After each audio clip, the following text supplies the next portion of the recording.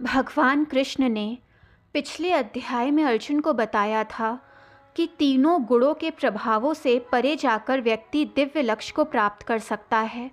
उन्होंने ये भी घोषित किया कि अनन्य भक्ति में लीन होना इन गुणों से परे जाने का सबसे अच्छा साधन है। ऐसी भक्ति मन को संसार से अलग करके केवल भगवान में लगाकर की जाती है। इसीलिए दोनों को समझना आवश्यक है। वे पिछले अध्यायों में भगवान के स्वरूप की व्याख्या कर चुके हैं। इस अध्याय में वे भौतिक जगत की विस्तृत व्याख्या करते हैं ताकि अर्जुन इसके स्वरूप को समझ पाएं और वैराग्य विकसित कर पाएं। भगवान कृष्ण भौतिक जगत की तुलना एक उल्टे वृक्ष से करते हैं। इस रहस्यमय वृक्ष की शाखाओं पर देहधारी आत्माएं जन्म जन्मांतर से ऊपर नीचे भटकती रहती हैं। वे इसकी उत्पत्ति, आयु, विस्तार या ये कैसे बढ़ता रहता है ये समझने में असमर्थ हैं। हालांकि चूँकि भगवान इस वृक्ष का स्रोत हैं, इसलिए इसकी जड़ें ऊपर की ओर यानी आकाश की ओर हैं। इसके पत्ते वेदों में वर्णित सकाम कर्म हैं। तीनों गुण इस वृक्ष को सींचते हैं जो इंद्रियों के विषयों का निर्माण करते हैं, जो वृक्ष की शाखाओं पर कलियों की भांति हैं। ये कलियां हवाई जड़ें उगाती हैं जो इस वृक्ष को एक बड़े क्षेत्र में फैलाती हैं।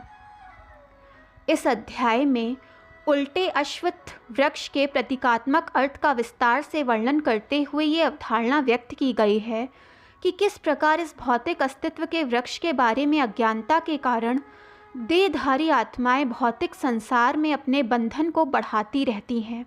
श्री कृष्ण कहते हैं कि यदि हम परम भगवान की खोज कर रहे हैं तो हमें सबसे पहले इस भौतिक अस्तित्व के वृक्ष को वैराग्य की कुल्हाड़ी से काटना है। फिर हमें इसके आधार की तलाश करनी होगी, क्योंकि परम भगवान स्वयं ही भौतिक संसार के स्रोत हैं। एक बार जब हम स्रोत को पा लेते हैं और इस अध्याय में बताए अनुसार उनके प्रति समर्पित हो जाते हैं तो हम हमेशा के लिए ईश्वर के धाम पहुंच जाएंगे और इस भौतिक संसार में कभी वापस नहीं लौटेंगे। श्री कृष्ण बताते हैं कि चूँकि आत्माएं भी भगवान की अंश हैं, इसलिए वो दिव्य हैं। हालांकि वे भौतिक प्रकृति के प्रभाव में हैं, इसीलिए मन सहित अपनी 6 इंद्रियों के साथ संघर्ष करती हैं। देहधारी आत्मा अपने दिव्य स्वभाव से अनभिज्ञ इंद्रियों के भौतिक विषयों का आनंद लेती हैं। इसके बाद वे मृत्यु के समय आत्मा के एक नए शरीर में देहांतरण का वर्णन करते हैं और बताते हैं कि किस प्रकार वे अपने साथ वर्तमान और पूर्व जन्मों से मन और इंद्रियों को लेकर चलती हैं। अज्ञानी ना तो जीवित रहते हुए शरीर में आत्मा की उपस्थिति को देख पाते हैं और ना मृत्यु के बाद।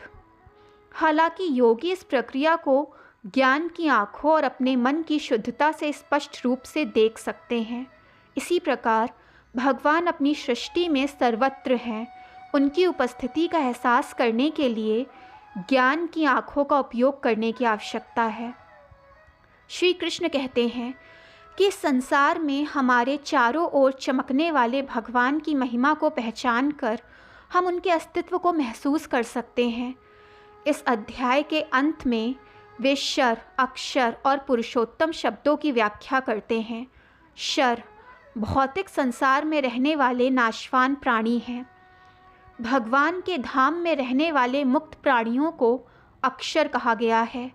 सर्वोच्च दिव्य व्यक्तित्व जो संपूर्ण संसार का शाश्वत स्रोत, पालनकर्ता और नियामक हैं, उसे पुरुषोत्तम या भगवान कहा जाता है।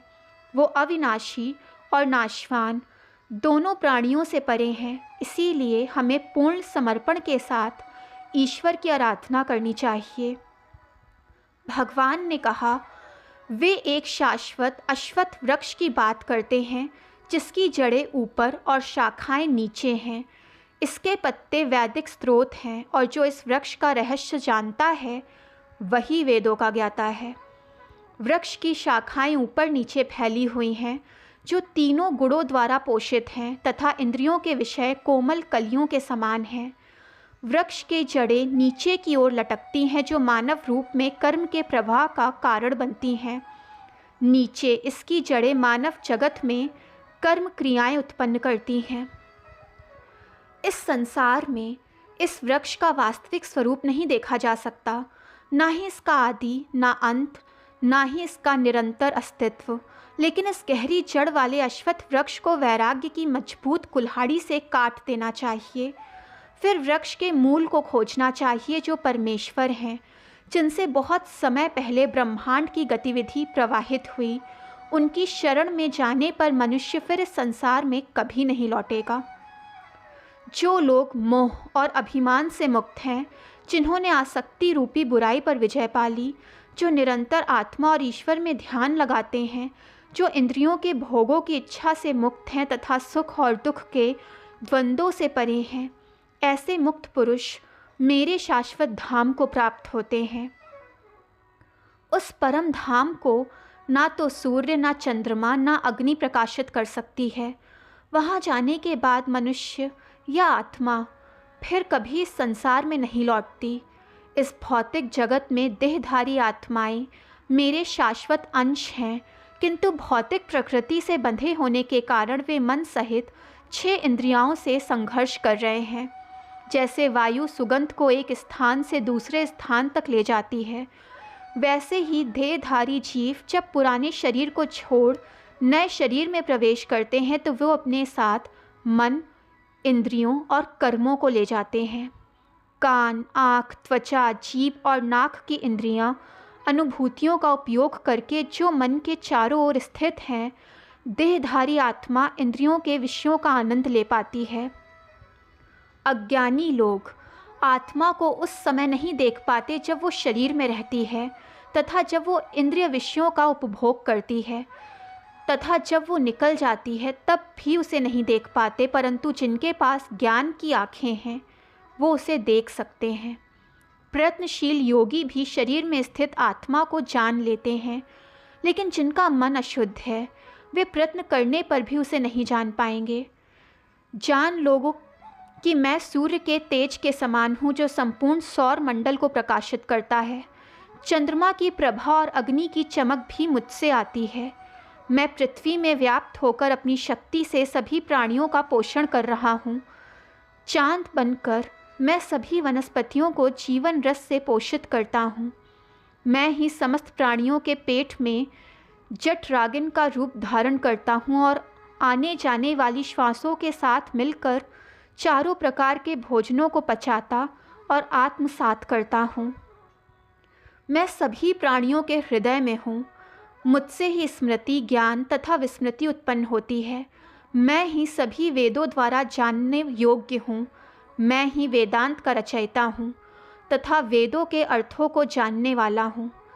सृष्टि में 2 प्रकार के प्राणी हैं, नाशवान और अविनाशी।